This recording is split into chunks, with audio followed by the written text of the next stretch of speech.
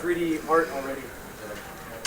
They just don't have it in a KDB format in the server. That's So this it's one, just I sitting in think. Maya You for don't want to Fiverr. close that So I'm one. like, I can transfer that from Maya to Unreal and push build.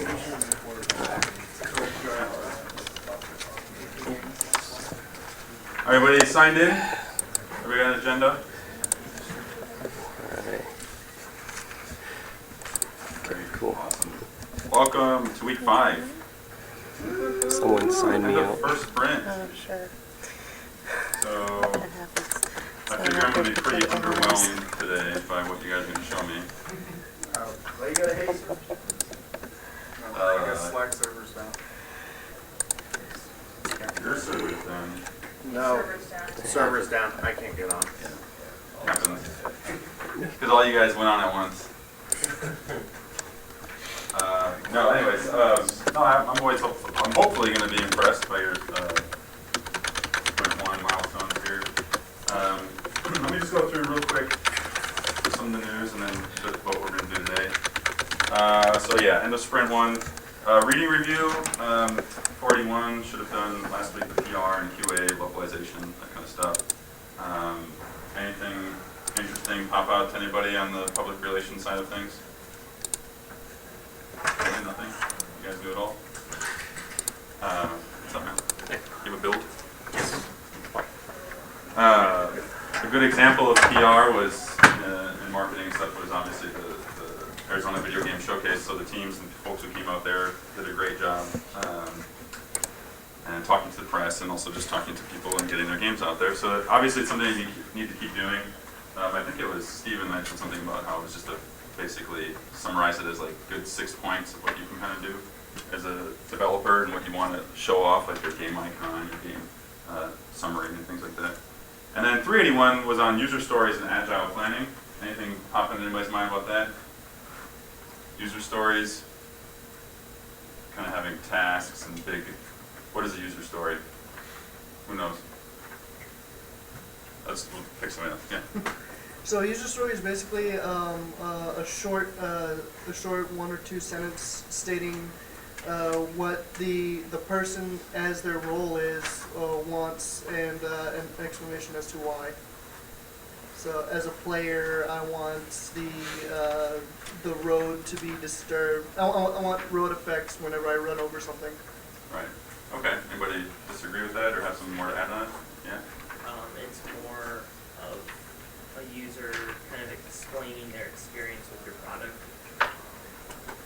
whether it's good or bad. Be like, when I booted it up, it did X, Y, Z. This was enjoyable. This was lacking. Okay. Anybody else? Yeah. I think a great short definition of it is what the user expects when they play your game. So, I expect to have this experience. That's why it's a user story. It's a story that they'll tell after they've played your game. Okay. So we break that down, right, into a lot of different pieces.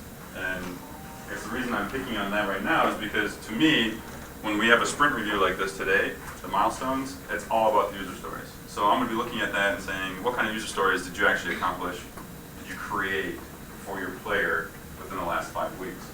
And then, at the end of sprint 2, what did you add on to that? What are the next user stories that you incorporated to the next 5 weeks, and so on? Your game needs to be fun, right? It needs to tell a story, it needs to be mechanically interesting, and that's where user stories come in from the production side of things. It helps you to understand what your priorities are. Is it a game where you're running around and jumping? Well, you might want to get that in ASAP, right? Does anybody here from Impact have a build? Still nobody? Mike said he's trying to get one. Okay, cool. So the issue with Impact was the physics, right? So as a user, somebody playing the game, as a player, the physics were weird and were off. So we're hoping that maybe you have that addressed. From my side, as a user, what I want to see is a bug-free, polished build. So that's something that we'll look at again and we'll review it. But now that you've had a better introduction to that, hopefully the folks in 381 can tell 481 people about it a bit more. And you guys keep that in mind when you get onto your retrospective and your planning for later today. So again, UAT YouTube channel, just follow it and share if you haven't already. Get your website and press kit together. So now there's the reason why I was focusing on the PR stuff. So if you're in 481, you now have better tools and insights on how to create that press kit and how to put that website together. So help each other out and do that. Make sure you have a good presence online in your game that you're building. It goes a long way. Very shortly, very quickly, you'll see that people will get interested and excited about your product and what you're doing. Late work, still the same policy. Make sure you get it in within the week after it's due, otherwise you get zeros. So thank you for everybody who did come out to the video game showcase. If you came and volunteered, I really, really appreciated that. And if you came and just supported people, or if you had something showing off there, had a booth or whatever, I think you did all a really great job. We had about 20,000 people that came through in those 4 days, so that's a lot of people. Last year we had 1,500, so it's over 100% difference there. Yeah. Before we go on, Derek Clark is in the house, so please welcome him. He's got a few words to say to you. Who's tweeted already this morning? This guy. Okay. Yeah, I want to mirror what Ben said. It was really great to see the teams at Comic-Con. So which teams showed at Comic-Con? Oddity, Criminal Minds, Test for That. So good job, guys. Parasite. Lots of people, and like Ben said, obviously, I do a lot of our media stuff now. A position I never thought I'd find myself in, to be honest. But yeah, when you go, like, Crimson Knights now is on Steam, right? And everybody's getting excited. Part of the thing that helps that is when you get to that point, if you already have a lot of this stuff built up, it becomes a whole lot easier, right? If you tweet out to your 100 followers, hey, follow us on Steam, or your 3,000 followers, hey, follow us on Steam, you just get better results. But unfortunately, it takes time to build that up. We just hit our 1-year milestone for Twitter. June 1st of last year is when we launched our Twitter account.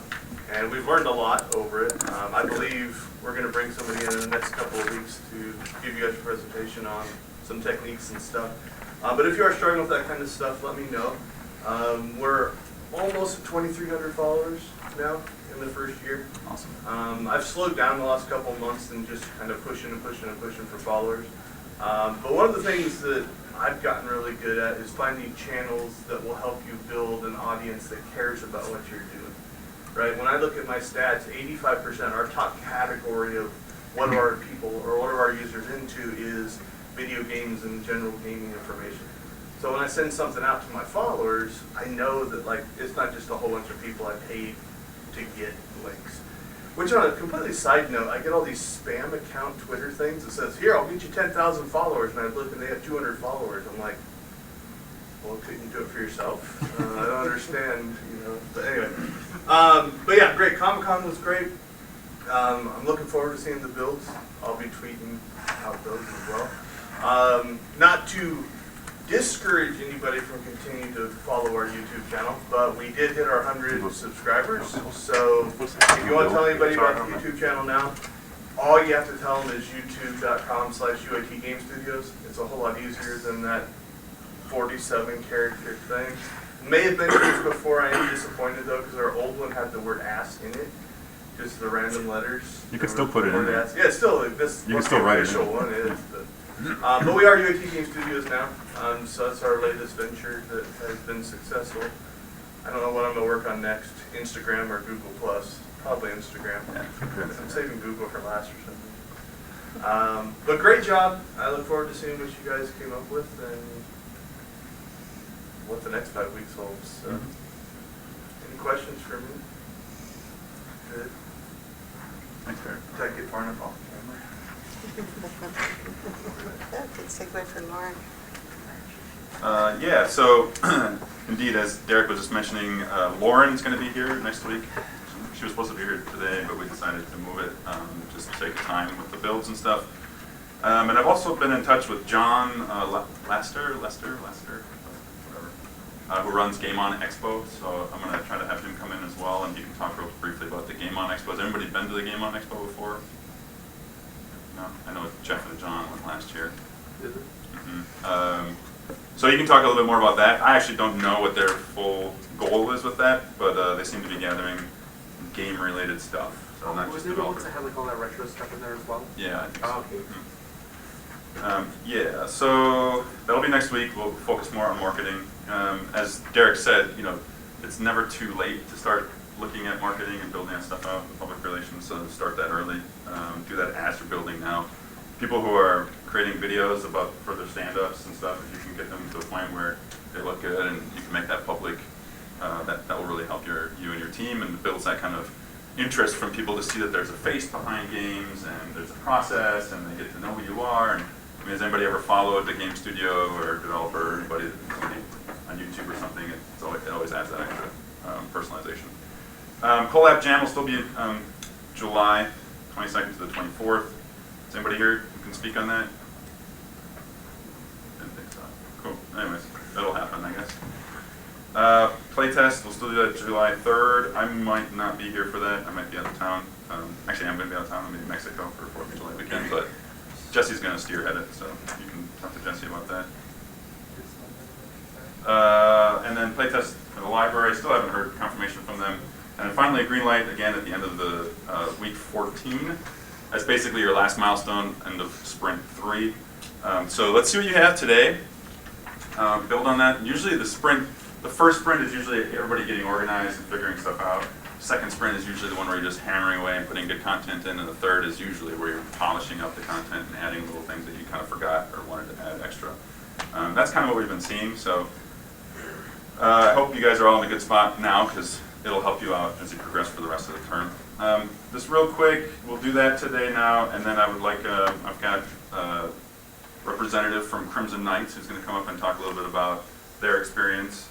They were actually, you might not know this, I was going to pull it up, but I didn't, number 3 in audience choice at the showcase. I didn't know that. That's pretty cool. Yeah. So that was really well done. People really like the game. Yeah, there's some really good games there too. Yeah, but it's it's a marketing, right, and kind of salesmanship throughout as well to get people there and vote for you. Then after this, I'd like you to go with your teams and really put some real time into the retrospective of sprint 1. So I actually should say sprint 1 retrospective. Thinking about what went right, what went wrong as a team. Just grab one thing out of either what went right or what went wrong and focus on that for your next sprint. So if you did something that was, somebody brought it up and said, when we did this really worked for me, and if other people agreed, focus on that for the next sprint. Or if somebody said, this is something that totally went wrong, we should really watch out next time and make sure we don't do that, focus on that for the next sprint. Just choose one thing, because otherwise you'll get quite overloaded. And then turn that into, start working on your planning for sprint 2, grabbing those user stories that you didn't finish or didn't get into this current build, figuring out how to make tasks around those and build that out as your goals for sprint 2. So again, all those keywords are back here. If you need to know more about what they are, go to your Scrum cheat, the link up here, or anybody who's got the book, you can start flipping through the book as well. I'll give you some stuff there. Record your video stand-ups for this week, and then lunch, and then of course we'll have the meetings. So you still have programming meeting, same room, same time? 108. 108. Derek, you gonna be around for the design? Yeah, I'm gonna show up today. Derek's actually gonna show up today. Typical designer. Lynn, are you doing the art? Artists, we have a demonstration on board for today, and so the time will start at 1 o'clock.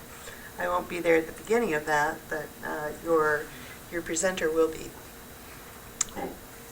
And leads will be upstairs like we usually are. All right, anybody have any questions, comments before we get into the reviews? All right, so please give everybody your full attention as they present and as they show off the builds right now. We only do this 3 times in the term now. We used to do this every single Friday. Part of why we do that is because we want you to work. But that means when we do them now, pay attention. Be here, be in this present right now. Don't worry about getting out there and working on your next thing, because this is a vital part of the build of the production process. So. Yes, all right, everybody's cell phones off.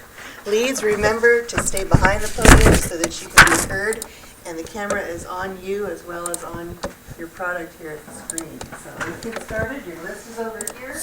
We're going to start with Happy Skies After All. And when it's your turn, just come on down, make sure that you're prepared so you can go through it quickly.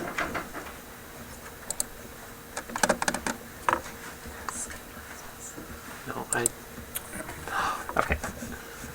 I did have somebody doing this up for me, but I'm gonna have to. Sorry about this, folks. Somebody went to a different incognito window and signed it out because if you have the same incognito window, but luckily, no one ever touches Firefox. So I'm always signed in on Firefox.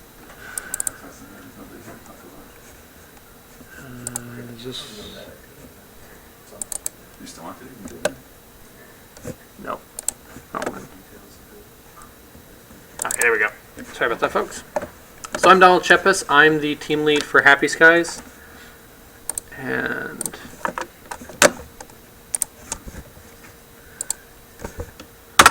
so I've got a short video for kind of showing off something that was very important for us, kind of getting back into the whole user stories thing.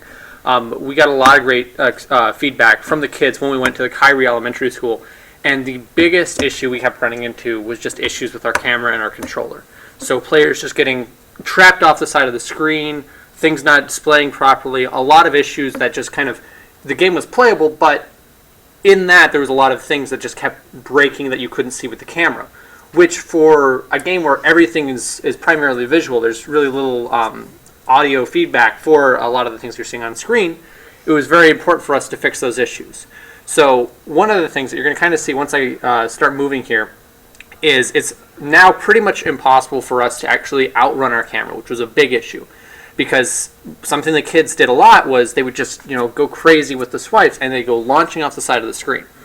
So a lot of what we focused on this sprint as we were getting everybody kind of up to speed and getting our pipeline up and going again was just taking what we had from last semester at the very end when we got all this feedback from these kids and throwing it in a better light and making it more effective. And we also had the beginnings of, now we've got an intern through TerraSect who's doing GUI art for us, and we've actually got the beginnings of what's going to be our final GUI.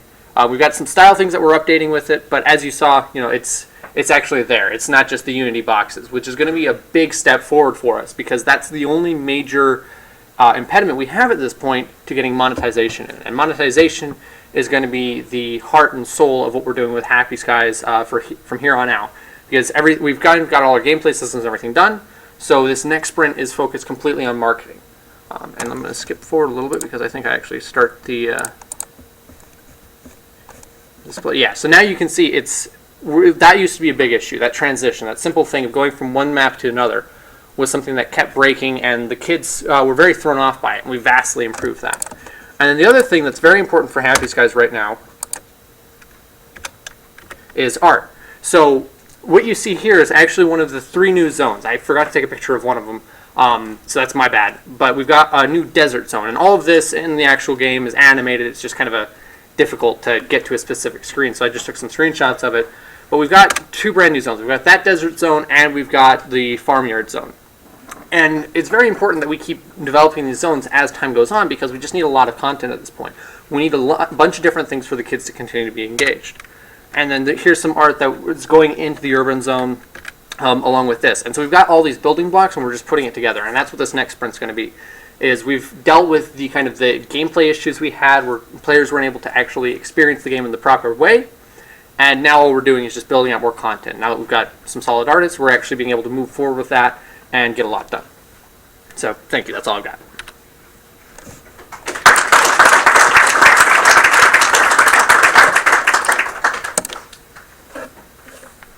All right, who's next on that list over there?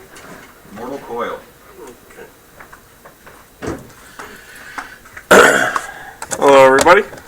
So this 5 weeks was primarily a lot of concepting for us, so there's not a whole lot new to see, but I do have some stuff to show you. Doesn't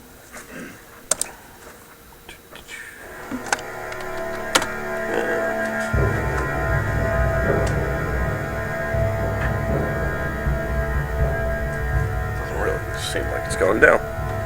But anyway, so once we actually get into the game, so we have the beginnings of our new church in here. We just kind of wanted to go through and revamp this. So it's a much higher poly model than it was before. As you can see, we now are back to it, which is always good. And the other major thing that we added in was our crit and dodge systems. So if I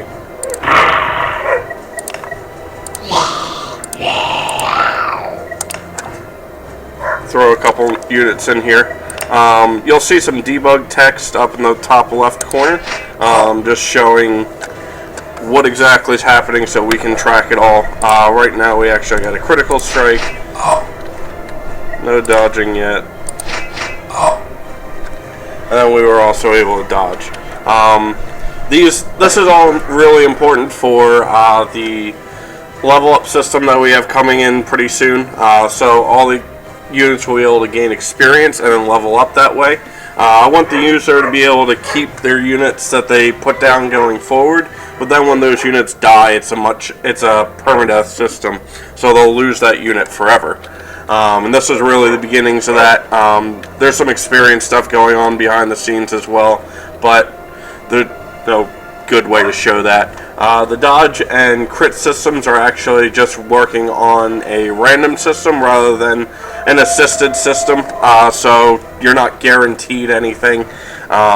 You can never crit for 100 hits, or you can crit 5 times in a row.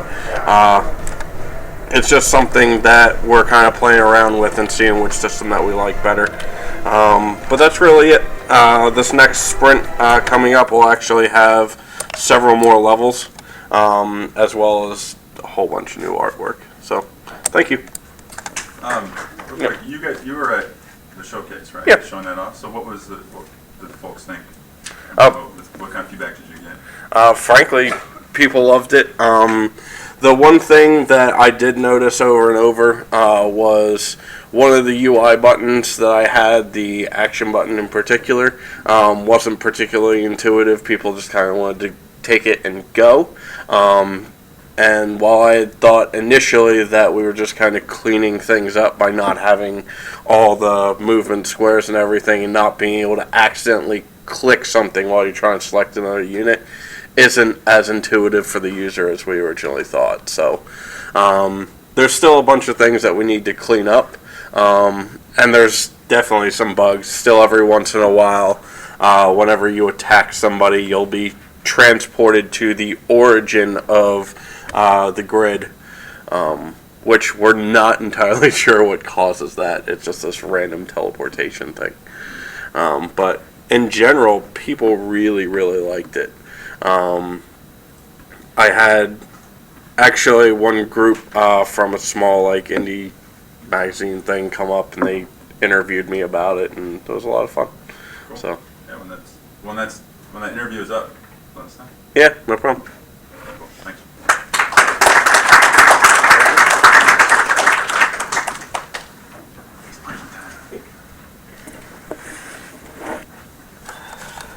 Alright. Uh-oh. Oh, it is space punch. I got punching one. You don't punch guy. Sure. Haven't seen anything yet. Let's see if it works. In a build. Yeah. You, Alright. For some reason, it wouldn't package properly. I'm gonna try to fix that and figure out why it didn't do that. Don't worry about it. Alright, so my name's Kai. I'm lead for WAM. This is what we have so far. I was actually able to get the GUI working, so all the health key and the awaken, all of them actually work properly now. I got one of our character models are in there now, complete with animations, so he doesn't just float when he moves and everything now. I have a basic combo system in there, which I'll show you in a minute. He has I think it's four hits altogether if you just keep tapping the button. But right now I'm having trouble getting the damage modifiers actually working. So all the attacks are in there, but it just doesn't show the damage yet. But as for the enemy itself, I have it so if you go to a certain location, an enemy will spawn complete with health bar and everything. So I'm going to be running to that location and he'll spawn with the health bar at the top of the top up here. And the enemy itself, he will chase you wherever you go. He has 2 attacks, long range and melee. They both have random modifiers in it, so they don't do the same attack over and over again. They just randomly switch between the 2 or the 1, depending on how close or how far you are from him. So there he is right now running at you. He's already trying to do long range attacks, and you'll be see those activating. See like the fireball. If you get close to him, he's gonna switch to melee, and then he'll start attacking you. I have it so there are some like when he does hit you, it's a little white box. I don't know why it's visually just messed up right now. When I recorded the video originally, it looked a lot more better in quality. But as you can see, when I use my magic, the health or the key goes down, and when he hits me, it's a one-hit shot right now, but the health goes down and then regenerates. But as for that, he does 3 attacks. They're all random, so he just picks one and he just keeps on doing it until you die. He can't die right now, so it's just gonna continue on like that. And if you run away from him, he will continue to chase you no matter where you go. And that's pretty much what we have so far. And for this next sprint, we're actually going to include the damage modifiers in there, as well as more combos and more characters to pick and choose from. And that's what we have so far. Thank you.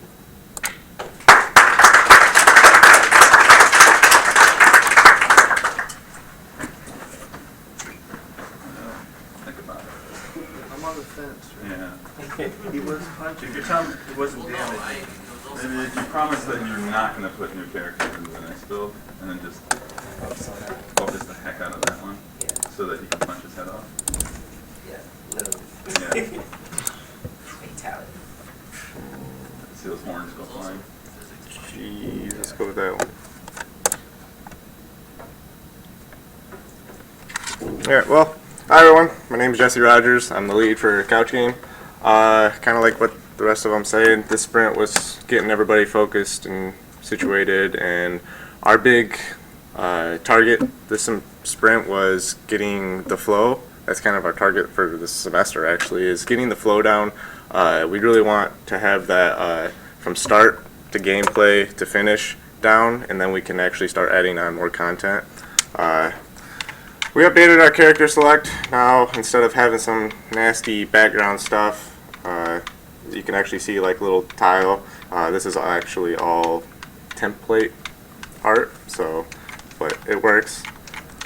So next sprint, hopefully we'll get that GUI. Well, we will make sure of it. Another thing is we have our updated level select now. So instead of having just a couple tiles and it's just a button iterate between it, it actually has a wheel going on. It's super easy to implement new scenes and levels, so that's really cool. Another big feature, which is probably the best feature that we have updated, is our camera. So now instead of having just a camera looking straight down in the center, we have a camera that actually follows all the players, tracks them, it zooms in accordingly, like so. It's kind of harder to show with just one player, but if I run out, it'll zoom out, run in, zoom in. So that got all updated. We do have a few levels being built behind scenes that I can't show you guys. It's a secret. So yeah. No. So once those get built and everything, you guys will be able to see that. It's the post-apocalyptic Coliseum level we have working on. We have a new crate being in develop, and we have, ignore that, Ben. It just happens. It's crates. But other than that, it's just not really anything else being worked on. That's pretty much it for us. Next sprint is just development, getting that flow out more, and continuing. Thanks. Are those levels smaller than your jam level? Are these levels smaller? Yeah. No. Well, a little bit. This one is. This one's a little bit smaller than the jam level.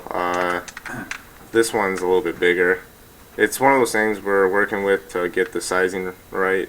Do we want different sizing, or do we just want it all the same? I know with the plague level that we have going on, we want to attempt to have it multi-level. So instead of just a flat plane like this, it'll actually have things that would push the characters up into like a new stage, but it's still the same one, just to give it some different variety. Have you played any of these with 4 players yet? Yeah. all the levels we played with 4 players. And it's fun. I mean, it's not. Yeah, yeah. You're not too close, and it doesn't. No, Games one thing last that too we long. have to do that we're not really focused on is bumping up the character speed, which is literally just changing a value. But other than that, no, it's fun. Every time we get up there to record some sort of video or something, we get a little sidetracked and just keep playing. I blame them for that, but yeah, that's it.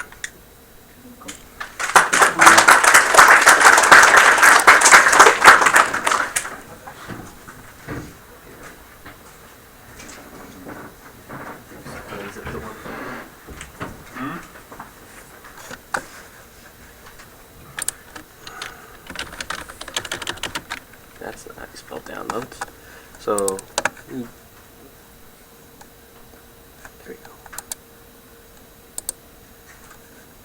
Sorry for not doing this early, but yeah. So, yeah. So, I'm Harlan, lead of Oddity, and we've mostly just been reworking dialogue, upgrading some of the levels, visual quality, and things like that. And I'm just extracting some of the most that we can show off for new content, which is all the new dialogue and interactivity like that. And then I'm Stephen Crane. I've been working with John Weiner to kind of rework some of the systems for it. Currently, we've got multiple builds going on right now, but our most up-to-date one is our designer build with the most to show for it. Currently, when we got onto the project, we saw that a lot of the dialogue options resulted in just the same ending result. Like, they all led back to a single dialogue option, so it didn't really matter which path you took. It all just went to the same place. And then kind of some of the style for the dialogue itself we wanted to change up. So we've gone in, and for what was already in the game, we reworked it so it moved and felt and flowed more like we felt Oddity should. And now there's also the options of it doesn't all just go to the same text at the end of the conversation. You can leave it at different points. Depending on how you talk with somebody, you'll get different information that may or may not be important.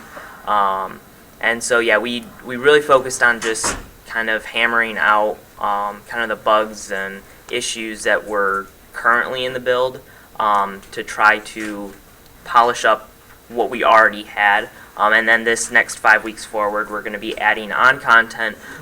Primarily, we're going to be focusing on the hotel. Pretty much we're going for a chapter 1 kind of feel, where you're stuck in this hotel and you've got to figure out how to leave. Cool. So that's where we are and where we're kind of heading, if we can get a build Yeah. running. What's up, game developers? Yeah. Well, luckily I downloaded the other one. Do you have... Oh. Did you already extract it? Well, this is the design one to show off more of that dialogue, and it has been extracted, yes. Where's the non-zipped folder of that? It was here. Oh, that's right. Yeah, stuff on stuff. So it's just this one then, yeah. Yes. Okay, cool. There's a folder inside a folder. Teamwork.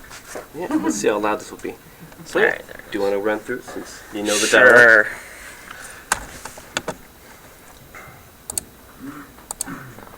It takes a sec to load. There you go.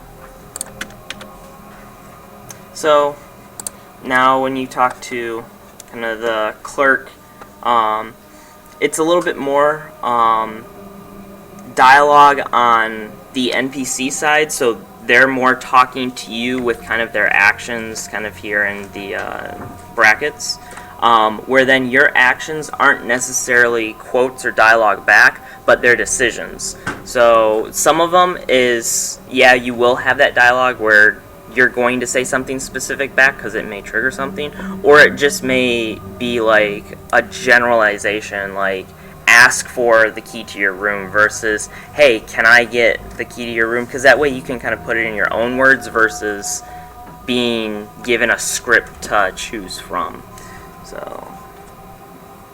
just ask for any rooms available. So, like right here, you kind of have multiple options. You can, once again, just inquire about the room. You can kind of be a little bit more polite about it. Or you can kind of just be more objective focused.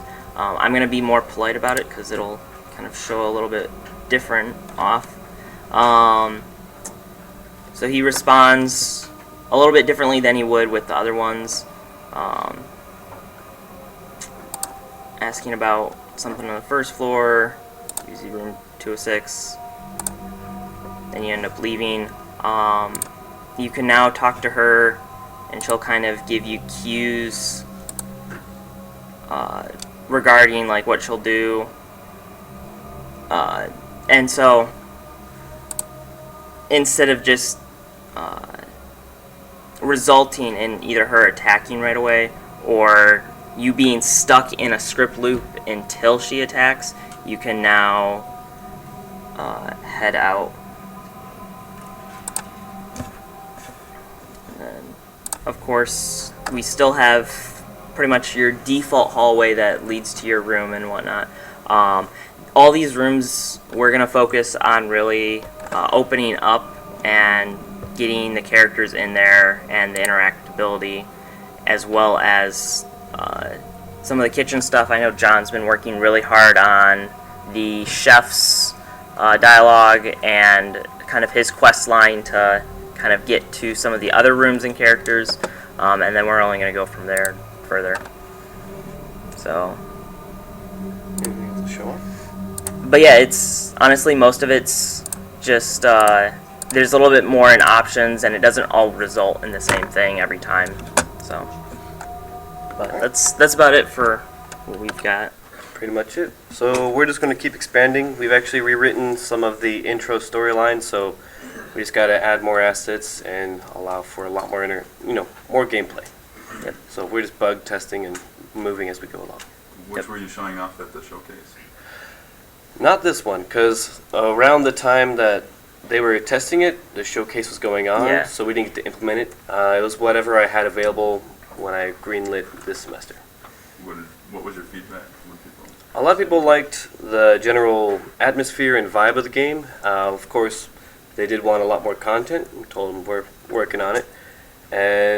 But yeah, overall it was pretty positive. I actually got some feedback on the Facebook and the Twitter stuff, so that was nice. But yeah. So it's worth having. Mhm. Worth getting your name out there. Indeed. Yeah. We actually might be able to get another programmer to help us from the showcase, so we'll see. Cool. Yeah. Great. Good job, guys. Thank you.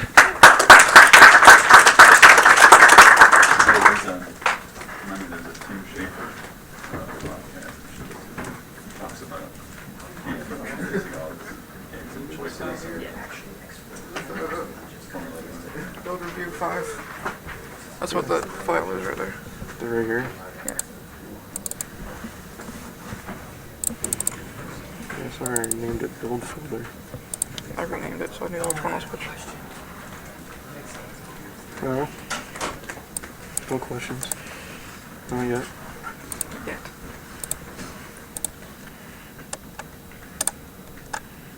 Okay. Hello. My name's Leon Goddard. I'm the lead design of the project. This is Nolan McPhee, the lead programmer. So what we have is the basic worlds. We have 3 different worlds. The first one is the village, which is what he's walking in right now. We have not got any art in yet, but that is our plan for Sprint 2, is to get more art into the build. The second level, if you want to switch over, is the road. The road is where most of the game takes place in this iteration. So what the road is you are traveling to the city to drop off some conflict minerals, and you have to go through traps and challenges to get there. There's a bridge about halfway through the road which breaks, and you have to rebuild it as one of the challenges. Then the next level is a space level. this was for Justin, the founder of SoulSense Studios. He wanted a space level so you can travel to, because the game takes place in Afri's inner space, which is a more fantastical world.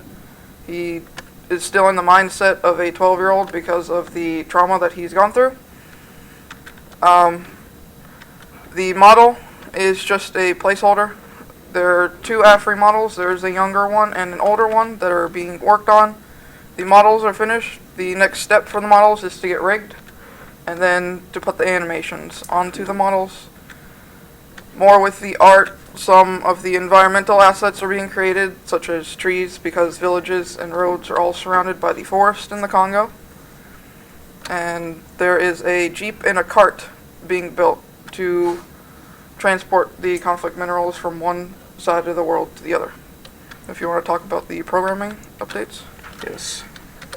On this next scene that we have all the UI that's basically going to be set up as the base. As you can see on the top right, you have health, knowledge, and faith. Health is the red items that you see here, the circles and the squares. The knowledge is going to be the green items that you will find in the game. As you interact and move over these or collide with them, you will see that in the UI it's actually displaying the health increasing. Same thing with knowledge. And same thing with faith. Also throughout the game there's going to be key items such as sticks and other materials that we will pick up. So you can see that if you were to pick up some, they would collect them and it will be in the overhead here. Also we have a taking damage kind of feature in here. So if you were to take damage, you would lose all 3 of the categories here in the top right, until it is completely drained and basically would have to restart.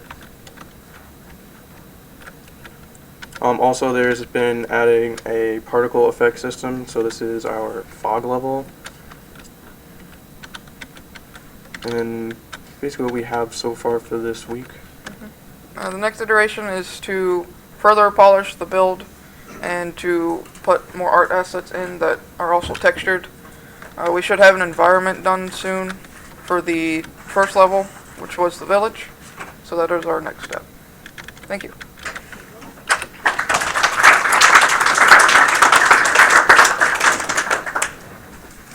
Alright, any word from Impact? Yeah, I was going to see if Michael is still in the comments. I couldn't find it. I know Bryce is going to be here too. I don't think he's going to be here today, actually. Yeah, Mike said he wasn't going to be here today. How many team members do we have here today? Okay. Do any of you have access to the current build? I have access to a few builds, but I don't know if it's the current one. Probably isn't. Why don't you show us what you have currently? Alright, sure.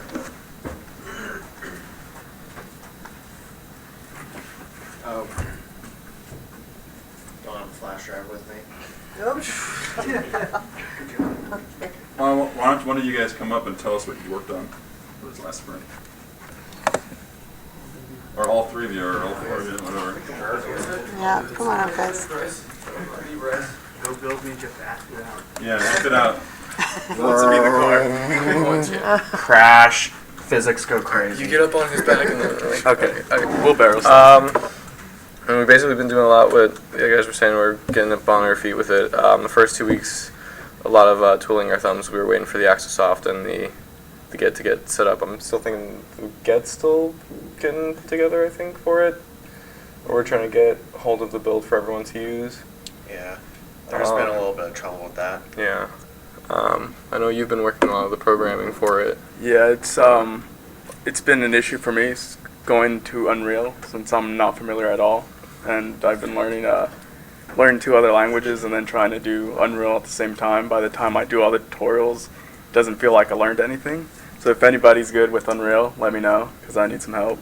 But aside from that, the little that I've been able to do is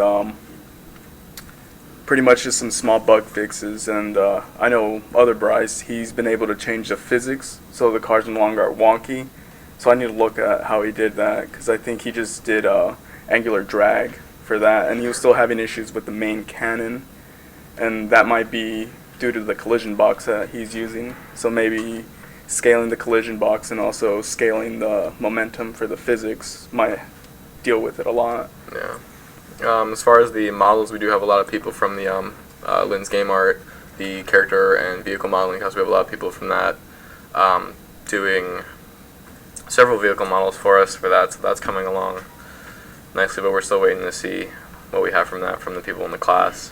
I've been working on all the weapon models and like the lesser important like kind of background things, like I did just finish one of the train models. Is going to be kind of a background piece that's going to be implemented on one of the maps. It's going to be moving through it, so that way it's an obstacle for some of the players, and it's also just a little extra aesthetic to it.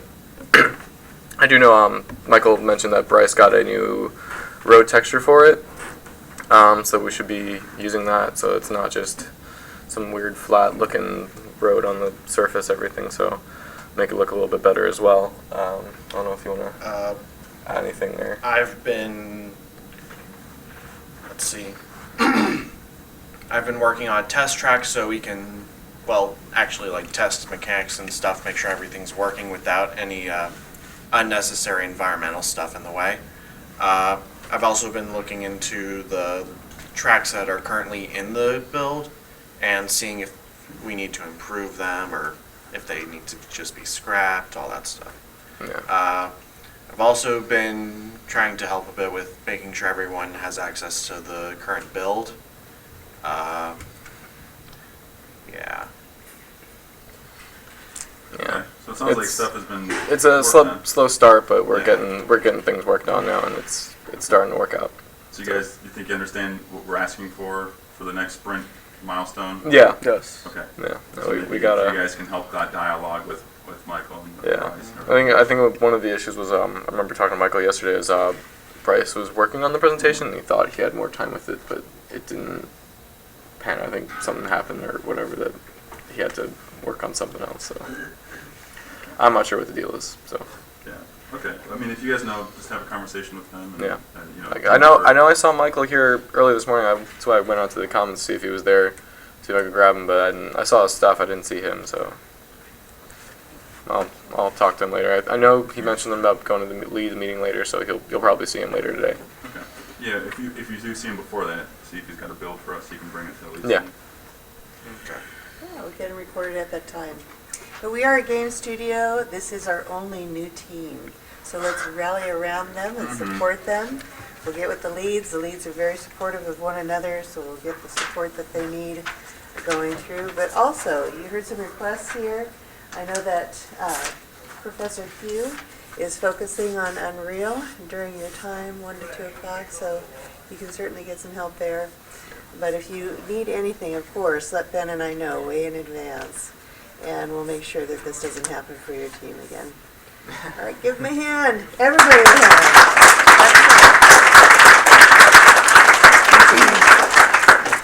All right, so leads, we need a backup, so please bring that to the leads meeting today. We want to make sure that everybody's build is backed up. And if you do not have a working executable, bring what you have at that time, and we'll follow up at the end of the day and make sure that you've got your executable working. Yeah. Cool. At this time, I'd like to. Kenny, you want to come up? I asked Kenny to come and talk a bit just about. Asked him first to sit in and see what you guys are up to, and then talk a bit about the insights that from coming from Crimson Knights, because they've gone through this a bit. So, anyways, first let you. Yeah. Well, first off, I just want to say that we are on Steam, like Derek said earlier. We're on Greenlight, and we're just looking for people's thumbs up so we can publish it soon. So that's my only plug. But what's that? What percent? 40 something, somewhere around there. So basically, kind of break down. Last we were a part of the studio for 2 semesters, 2 ago, and then last semester, and we kind of had that like different stage. We were a part of the every week there was a build, and then also every 5 weeks. So we kind of did 2 completely different systems, and basically, the reason why I feel like this is kind of like important to talk about is because it kind of gives you that perspective from another team of how they did it. And I think that would have helped us if we had seen it. So our first semester, we would every week we'd write down 2 different sheets of paper, like written down on paper. One would be for Friday, and one would be for the rest of the week. And then everybody's name would be written on that list, and we would put like tasks that we thought somebody would be good at. So we would look at their skill set, and then we would assign tasks based upon someone's skill set. So if someone was good at environments, they're going to do environments. So that's how we did it the first semester. And I would say that it's a little bit more stressful if you're in a leads position, like if you're a lead artist, a lead programmer, because you're kind of like watching over and making sure those objectives are being met. And that was also an every week thing, so it was like we were constantly going. Then the second semester we broke it down into we have some kind of tasks that need to get done, and like we kind of say, hey, could you work on this, or like, do you think you'd want to work on this? And then it was a little bit more free flow, and I'd say that it's easier. It's not as like stressful, but it definitely is a little bit less productive. So it's kind of like finding that balance. If we could do it again, I would say we'd mix the 2 systems. We tried very different extremes on both of them. But I think if you could find a balance between the 2, and it might not work specifically for each group, but I just think that knowing this might help some teams. And I honestly, the racing game that even though you guys weren't able to present a build today, you definitely are working together as a team, and you guys are all on the same page of what's going on, and that's I think important. And our first 4 weeks when we did our first semester, it was mostly just art in engine. That was kind of it. So it's like you guys are definitely at a good state. Just keep hammering away at the project, and I'm sure it'll turn out great.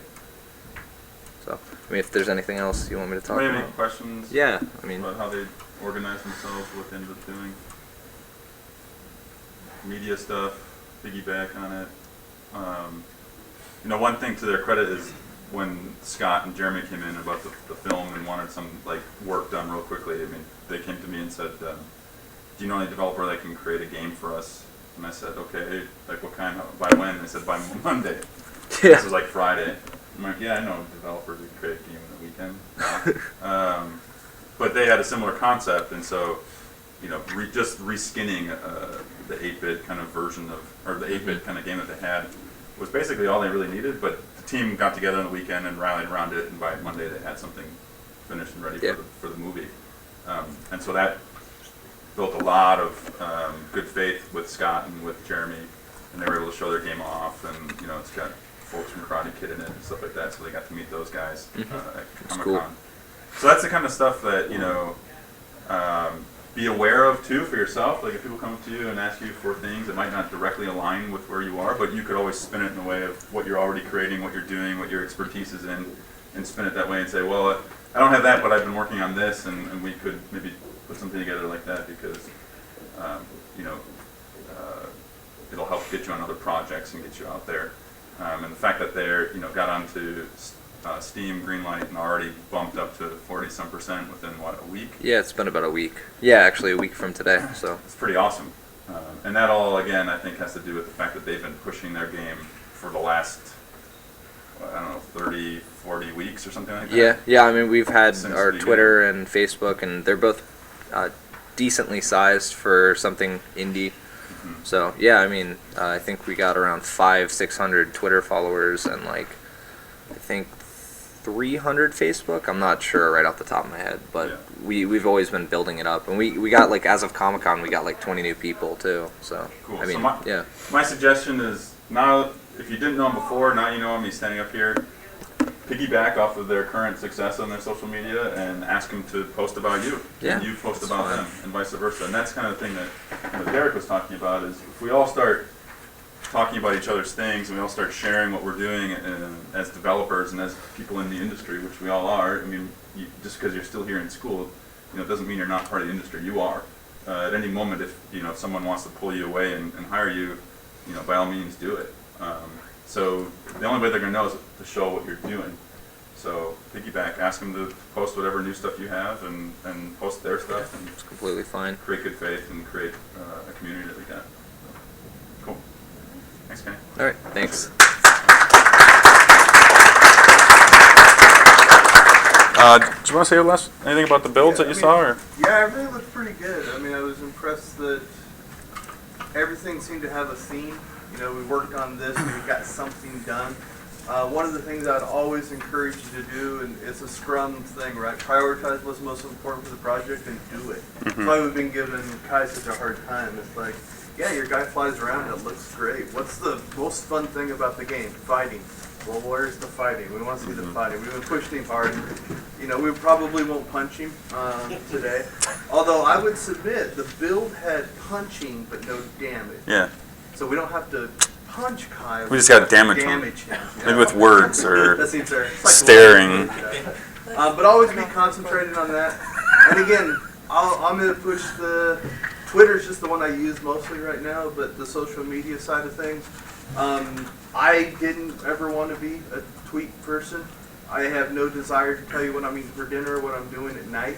But you'll find that if you start doing it for your development life, your professional life, or your game project, it gives you something to talk about, right?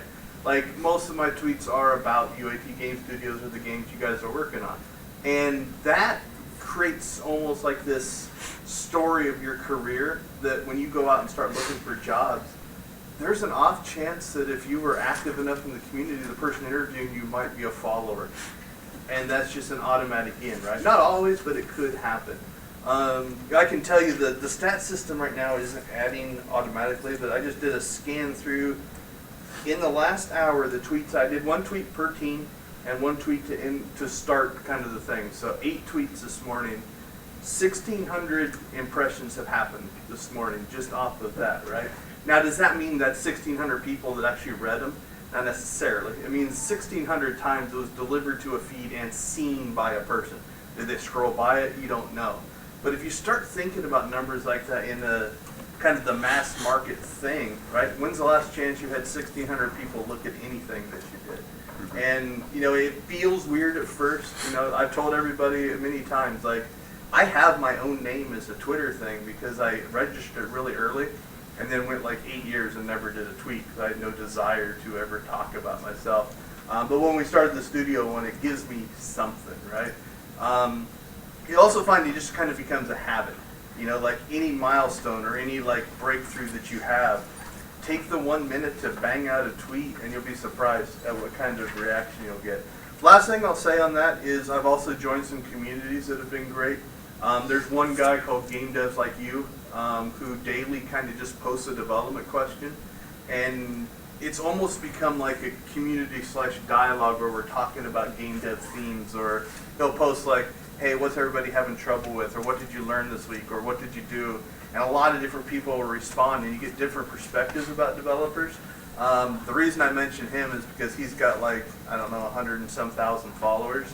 And when he retweets one of my things, I get single tweets that hit 5,000-6,000 impressions, you know, just because we're in that dialogue and it gets you known. So that's just the Twitter stuff. Obviously, Facebook and YouTube and different things like that are important as well.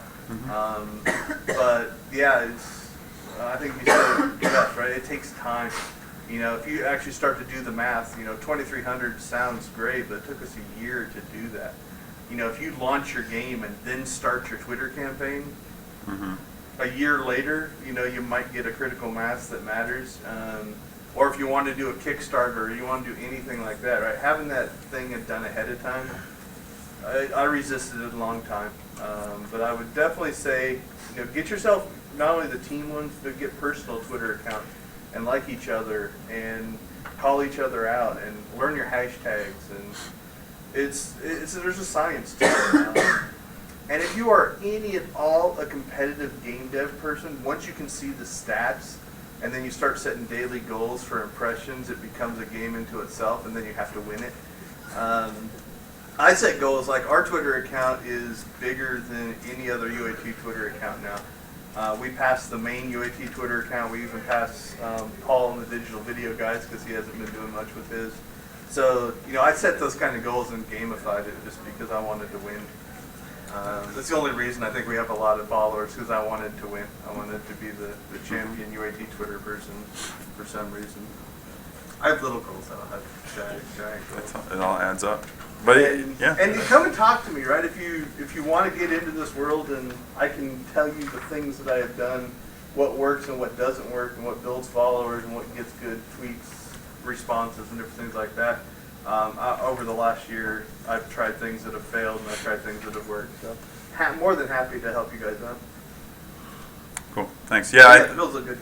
The numbers game, when you start thinking about it, like you said, like 2,300 or whatever, sounds big, but if you start actually thinking about what you want those people to do, which is that ultimately to buy your game, you're going to lose a lot of people through that funnel, right? So you'd be really lucky if even 1% of that actually ever bought your game. So think about that. Do the math, right? What are you going to sell your game for? Times 1% of that. You going to live off of that? No. So this is an experiment. You guys get to do this while you're here in school. That's why we push it. This is a production course, and so a lot of people think it's just about making the game, but there's so much that goes into that, and especially any designers in here. You guys want to raise your hands? Yeah, so you're thinking about your customer, right? You're thinking about your user. We're talking again about user stories. You're not going to know what they like until they give you feedback. So the more often you can get feedback, the better. So there are groups like on Facebook and others, like the indie game promo groups on channels on there, where you can just post screenshots, or you can post gameplay or videos where you currently are, and then just say, hey, what do you guys think about this game? And people will give you feedback. You can post builds, get feedback from them as well on that kind of stuff. So that all feeds back into what you're doing here. It shouldn't be just we're closed, we're isolated, we're working on this thing until it's completely done, and then we let the world know. That's not how game making is done, not today at least. And even the big guys do the QA stuff, but they pay companies to get thousands of people to play their game before it ever gets out there. You don't have that kind of budget, so crowdsource it. So get it out there, and don't ever be afraid of somebody ripping off your game, because actually, if somebody rips off your game, you should be flattered. That means you've got something very interesting and very cool there that somebody believes is worth ripping off. On that note, did anybody see the latest court case on the tabletop gaming IP lawsuit? No. Basically, a judge has ruled there was these two games. They're like card games, and one was just a blatant rip-off. It was an obvious clone, and the judge ruled that you cannot copyright the game development processes and the game mechanics. You can't hold copyright on that. There are some patent things you can do that are interesting, but they went in and they changed all the art, and they changed all the assets, and they changed the story, but they essentially cloned the game. And again, this was board gaming, but it applies to video gaming as well. So it's setting a lot of precedent. You're seeing that precedent, set to where you can't protect that kind of stuff. So, be proud of the pieces and the art and the story and the full product. There's copyright protection there, but yeah, this one was a big one. It's got some people chattering about, okay, this is kind of that swing in the direction of like, nope, you can't copyright a mechanic. Right? You can't. I think even that was set even earlier with Space Invaders and stuff too. Well, Space Invaders and Karate Champ, and it's a good thing, right? Like, think about it. If I could own the copyright on cover systems or platformers, platformers or RTS, their genres wouldn't exist. Once somebody built that game, nobody else could build it. So it's been coming for a long time, but this one was a big one because in the decision, it was actually talking about the actual mechanics themselves are not something you can hold copyright on. And it's an idea. It's not it's a big one. So. Yeah. So. Like you said really briefly at the end there, you guys have done a great job this first build, first sprint, so I am impressed. That doesn't mean you can stop and slack off, because I will be looking for a higher bar in sprint 2, as will Lynn. Right, Lynn? Higher bar? Absolutely, higher bar. And make sure you all have a build when you come in on sprint 2, and that it's polished and that it's ready, and that it's basically something that you could possibly sell to somebody. Think of it this way, you could put it on early access, right? That's kind of where we're looking at. Something that you can put on early access and people buy from you and don't say, curse you for making me buy this piece of junk, right? I think early access has helped us with that kind of a concept. Also, Leeds, it's absolutely critical that you're building every single week. And that's why I collect those builds. If you're not testing your build, you're going to end up without a build on build day. So make sure that you're testing your writes to standalone executables every week, just as a best practice, so that you know what's not working. You have time to fix that ahead of time. These few milestones that we have each semester are absolutely critical, and so make sure that you're showing your best stuff. Yeah, ultimately, I don't really care if you do actually any building today. Today is about showing what you've created, talking about it, doing the retrospective, doing the planning for the next sprint. That stuff is really important. Don't think that planning is not important. I think that was kind of what you were talking about. That's why you actually just sat up here and talked about the planning aspect. Because once you've got planning in place, everybody can go and do their jobs. And then they go off and do that for the next 5 weeks. So spend time today really sitting down, giving your retrospective or talking about the things that you thought went well, the things you didn't, and everybody should take part in this process. Even if you have the slightest thing to say, just say it, be part of that process, and then start putting together your goals for the next sprint, and then we'll have the meetings. So I think by that time when you have the meetings, you should have some ideas of like what you want to be covered, what you want to collaborate on, if there's some specific Unreal stuff that you want to bring to that meeting. So this is a very important day. I hope everybody is here. I know, and if you're not, make sure that people who aren't here get put in the loop later. But good job, guys. We'll see you. We'll see you for the leads meeting or the meetings. Yep. Couch game is leading impressions. Don't tell us. Don't tell them. What's that? Another agenda? Yeah, here. Thanks for letting me come in. Yeah, dude. Thanks for sharing. Of course, man. Thanks for sending that stuff too. Yeah, no problem. If you need anything else, let me know, right? Okay. You can leave it there and see if somebody wants it later. See, I finally printed a number that I didn't have stuff left over. Thanks, man. Yep. So I don't remember what that is. So it'll give you like a monthly summary of this information. And then if you click on this tweets button. Back up what I do have here. What? Somebody shut us down. Really? Yeah, I hope I still have a recording, but I have to stand up here and monitor the whole time through, I think. Need a separate computer.